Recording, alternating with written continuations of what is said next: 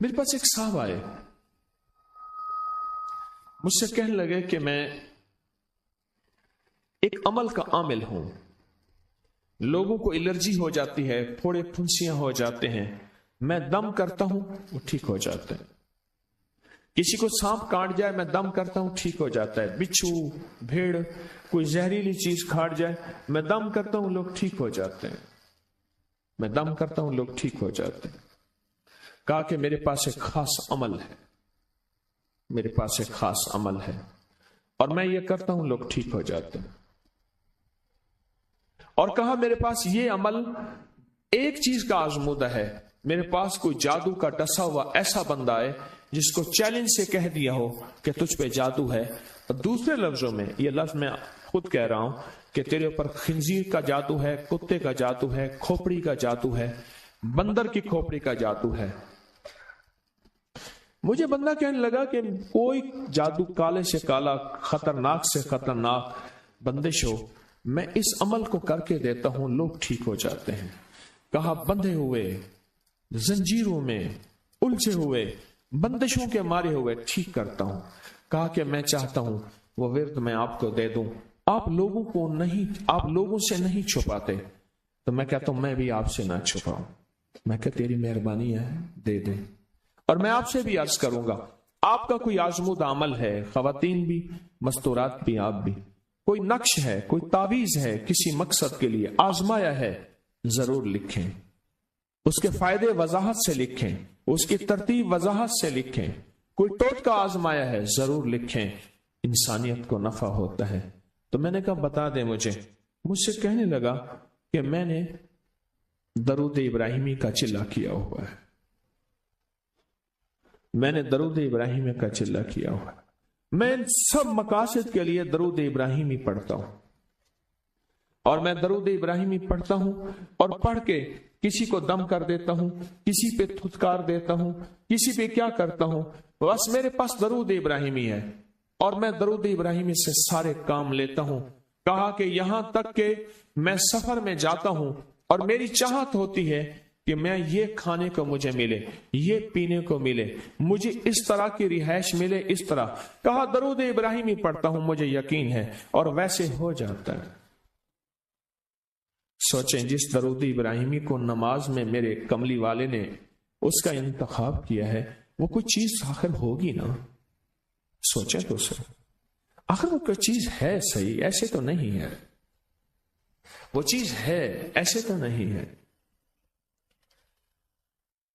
کہا کہ میرے پاس درود ابراہیمی ہے، میرے پاس درود ابراہیمی، اور میں لوگوں کا اس سے علاج کرتا ہوں اور لوگ ٹھیک ہوتے ہیں، ان کے مسئلے حل ہوتے ہیں، ان کی بندش جادو ٹوٹ جاتے ہیں۔ تو میں تو چاہتا ہوں کہ آج ہم یہ درود ابراہیمی کا عمل کریں، انشاءاللہ یہ تاثیر بھی مل جائے گی، اور ساتھ جو برکت کی چاہت ہے کہ اللہ کبھی مجھ سے برکت نہ چھیننا، ایسا نہ ہو میں یا میری نسلیں ٹکڑے ٹکڑے، دانے دانے، قطرے قطرے کے محتاج بن جائیں۔ اللہ مجھ سے کبھی برکت نہ چھینا، ایسا نہ ہو کہ میں ٹھوکریں کھاؤں در در کی، اے سخی آقا مجھ سے برکت نہ چھیننا، کہ میرے اندر بس سب کچھ ختم ہو جائے اور میں دنیا کے سامنے ذلیل بن جاؤں اور لوگ مجھ پہ ہنسیں۔ اللہ مجھ سے برکت نہ چھیننا اور میری نسلوں سے برکت نہ چھیننا۔ برکت صحت میں، برکت نظر میں، برکت یادداشت میں، برکت اعضاء میں، برکت جگر میں، برکت گردوں میں، برکت دل میں، برکت خون میں، برکت تلی میں، برکت معدے میں، برکت اعضاء میں، برکت صحن پٹھوں میں، جسم کے ہر حصے میں برکت، روح میں برکت، دل میں برکت، پھر مال میں برکت، جان میں برکت، اولاد میں برکت، صحت میں برکت، عزت میں برکت، خود برکت میں برکت۔ یہ برکت مجھ سے نہ چھنے، اور مجھ سے نہ چھنے اور میری نسلوں سے نہ چھنے، اور اللہ پاک حلال طیب طاہر یہ برکت مجھے اور میری نسلوں کو دیتا رہے۔ آپ یہ چاہتے ہیں؟ میں ایک سفر سے واپس آیا، ایئرپورٹ سے مجھے بندے نے اٹھایا، یہاں لاہور میں ایک جگہ ٹاؤن شپ ہے، ایک سوسائٹی ہے، وہاں ایک گھر میں لے گئے۔ اس گھر میں جب گیا تو ایک ساتھ بیٹھے ہوئے تھے، دو ٹوٹی پوٹی کرسیاں. ایک کہا کہ میں نے ان کو اپنے گھر میں جگہ دی ہوئی ہے، اور انہوں نے کہا میرا نام یہ ہے، میرے پاس ایک جہاز سیسنے ہوتا تھا اور میرا سکہ چلتا تھا اور میرے پاس دولت اور مال تھی اور مجھ سے برکت روٹ گئی. اللہم بارک علی محمد. یہ دیکھیں وعلی آل محمد. اللہ برکت عطا فرما محمد پہ، اللہ ان کے تذکروں میں برکت دے، اللہ ان کے ناموں میں برکت دے، اللہ ان کے جذبوں میں برکت دے، ان کے سننے میں برکت دے، ان کے سوچنے میں برکت ملتی ہے، ان کو دیکھنے سے برکت ملتی ہے، ان کے تذکروں سے برکت ملتی ہے، ان کے لکھنے سے برکت ملتی ہے، ان کو ان کے تذکرے مل بیٹھ کے جو ابھی ہم کریں گے اس سے برکت ملتی ہے. کتنے لوگ ہوں گے زندگی میں جو آپ کے میرے سامنے مال تھا، دولت تھی، رزق تھا، صحت تھی، عزت تھی اور ان کا سکہ چلتا تھا، اور آج وہی لوگ ہیں جن کو کوئی جانتے نہیں اور ان سے برکت روٹ گئی، ان سے برکت روٹ گئی. امام محمد باقر فرماتے ہیں جب میرے والد کا وصال ہوا، ان کا والد کا وصال ہوا تھا محرم کے دوسرے عشرے میں، سن 94 ہجری اور محرم کے دوسرے عشرے میں وصال ہوا تھا.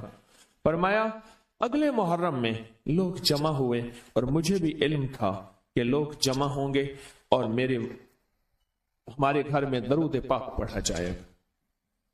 تو فرماتے ہیں میں نے اس کا اہتمام کیا اور ایک بات پہ رویا، اس دفعہ میرے والد یہاں نہیں، اور کہا کہ رویا، اور پھر میں نے درود پاک پڑھا اور اس درد، اس کیفیت، اس جذبے کے ساتھ فرمایا درود پڑھا، اور سب نے مل کے درود ابراہیمی پڑھا اور بہت زیادہ پڑھا، اور پھر سب نے مجھے استدعا کی کہ آج آپ کے والد نہیں ہیں، اس دفعہ آپ دعا فرمائیں. اور فرمایا پھر دعا کی. اس میں قرض کے پریشان بھی تھے جن کے قرضے تھے، کوئی ایسے تھے جن کی اولاد نہیں تھی، جو ایسے تھے جن کا کاروبار یا فقر تھا، جن کے پاس غربت اور تنگ دستی تھی، کوئی ایسے بھی تھے جن کے اوپر حالات، مسائل، مشکلات. ان حالات، مسائل، مشکلات میں جادو بھی ہے، بندش بھی ہے، بیماریاں بھی ہیں، گھریلو مسئلے بھی ہیں، جھگڑے بھی ہیں، الجھنیں بھی ہیں، مقدمات بھی ہیں. ان حالات اور مسائل میں ناکامیاں، پریشانیاں، یہ ساری چیزیں لوگ جمع ہو جاتے ہیں اور فرمایا کہ وہ خوشحال ہو جاتے. ایک واقعہ امام محمد باقر نے فرمایا عاشورہ کی شام تھی، ہم نے مل بیٹھ کے درود ابراہیمی پڑھا جس میں ہمارے پیاروں کا تذکرہ اور ہمارے آبا کا تذکرہ، اور فرمایا درود ابراہیمی پڑھا. ایک شخص بالکل مفلس تھا اور وہ یمن کی کسی بستی سے آیا تھا. عاشورہ کے دن کتنے دن کا سفر کر کے آیا تھا. اس کی کمزور سی اونٹنی تھی، اس کے پاس بھی کھانے کو نہیں تھا، اس کی اونٹنی کے پاس بھی کھانے کو کچھ نہیں تھا.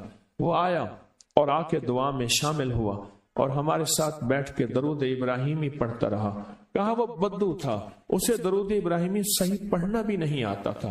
ہم دیہاتی کہتے ہیں، عرب میں اس کو دیہات میں رہنے والوں کو بدو کہتے ہیں. اس کو پڑھنا ہی نہیں آتا تھا اور کہا ہمارے عمل میں شامل ہوا. آئندہ سال جب آیا تو اس کے ساتھ 7 اونٹ تھے اور ہر اونٹ کے اوپر خوشحالی کے اثرات تھے اور وہ خود خوشحال تھا. اس کے بیٹے ساتھ تھے اور ہمارے لیے بہت توشے لایا اور ہدیے لایا اور کہنے لگا کہ میں نے یہاں سے جانے کے بعد وہاں اونٹوں کا کام کیا، اونٹ ایک لیا، اس کو بیچا، بس اس میں برکت کے خزانے مجھے یہ ملے اور آج میرے پاس خوشحالی ہے. اللہم بارک علی محمد. ہاں یہ اس کا ترجمہ ہے، وعلی آل محمد. جو برکت ملی تھی محمد آل محمد کو، اس میں سے آج ہم نے حصہ لینا ہے. جو برکت ملی تھی اور جس برکت کو ہر نماز میں ہم پڑھ رہے ہیں، کبھی خیال ہی نہیں کیا. ساری زندگی نماز پڑھتے پڑھتے، ساری زندگی التحیات پڑھتے پڑھتے ہو گئی کہ ہم یہ درود پڑھ کیا رہے ہیں اور اس درود میں کن ہستیوں کا تذکرہ ہے. خیال ہی نہیں کیا، آج تک خیال ہی نہیں کیا. برکت اپنے غیب کے خزانے سے ملتی ہے. برکت غیب کے خزانے سے ملی. اور ایک کثرت ہے، ایک برکت ہے. کثرت بھی بتا دو، کثرت بھی بتا دو. کتی کتنے بچے دیتی ہے؟ سورنی کتنے بچے دیتی ہے؟ سورنی بڑے بچے دیتی ہے. خنزیر بہت بچے دیتا ہے. ہم مری جا رہے تھے روحانی منزل میں، مری تو ایک جگہ نا کھلی جگہ پہ، وہاں پہاڑوں میں سور ہیں، تو وہاں چھوٹے چھوٹے بچے تھے. بہت بچے دیتی ہے پر ختم ہو جاتے ہیں. میں نے سڑکوں کے کنارے کتے مرے دیکھے ہیں، کبھی بکری مری نہیں دیکھی. آپ نے دیکھی ہو تو مجھے پتا نہیں ہے. سڑکوں کے کنارے کتے مرے بہت دیکھے ہیں. میں نے کتوں کے چھوٹے چھوٹے بچے گنے ہیں، 11 تک میں نے گنے ہیں. آپ میں سے کہیں کوئی تجربہ ہو، کوئی اس سے زیادہ بھی گنے ہیں؟ میں نے تو اس سے زیادہ نہیں دیکھے. 8 9 7 بچے ہوتے ہیں. ٹھیک، کوئی ایک بچہ، اگر یہ 11 ہی زندہ رہ جاتے تو آج تو میرے خیال میں سڑکوں پہ جگہ نہ ہوتی، کتے ہی کتے ہوتے. کیوں؟ اللہ نے حلال میں، بکری میں برکت رکھی ہے. کتا حرام ہے، اللہ نے اس میں کثرت رکھی ہے. کثرت رکھی ہے یعنی وہ زیادہ ہیں، برکت نہیں رکھی، برکت نہیں رکھی. قدرت کا نظام دیکھیں کہ اللہ نے سپنی جو ہوتی ہے، سانپ کی مادہ سپنی میں اولاد کی محبت نہیں رکھی. جو بچہ پیدا ہوتا ہے اس کو خود کھا جاتی ہے، جو بچہ پیدا ہوتا ہے اس کو خود کھا جاتی ہے، اور جو ادھر ادھر بھاگ کے نکل جاتا ہے وہ سانپ بن جاتا ہے. اگر وہ خود نہ کھاتی تو یہاں تو چونٹیوں کی طرح سانپ ہوتے. دل میں محبت اللہ نے رکھی ہے.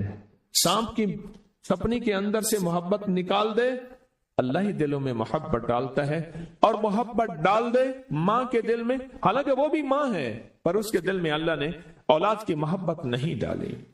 اس ویڈیو کو لائک اور شیئر کریں. اب کریں یوٹیوب چینل کو سبسکرائب کریں اور روزانہ زیادہ سے زیادہ سبسکرائب کروائیں.